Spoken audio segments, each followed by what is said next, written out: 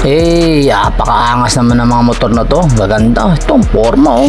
Astig yung datingan ng motor na to, oh. Diba? Oh, panis si ate girl. Napakagaling naman ni ate girl. Ang ganda rin ng motor na ito. Pang ano talaga to.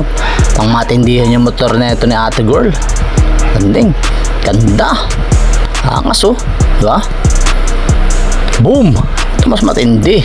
Gulong pa lang. Mas malalaki pa sa mga gulong ng 4 wheels. Malamang pang ano to. Pang bundukan talaga to. Kahit lubak, anong lubak mo rito, hindi papansinin ito. Ano, kahit off-road niya eh. Diba? Palag-palag to. Magandang talagang pang ano, pambundukan tong motor na to.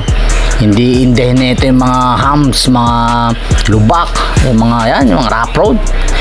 Hindi niya papansinin yan. Tingnan mo naman, gulong pa lang. Malaki pa sa mga ordinaryong 4 wheels lang, oh. Tatalbog-talbog lang gulong na ito sa mga ano eh. Sa mga lubak tsaka sa mga sarap road eh, oh. Panis, ba? Oh.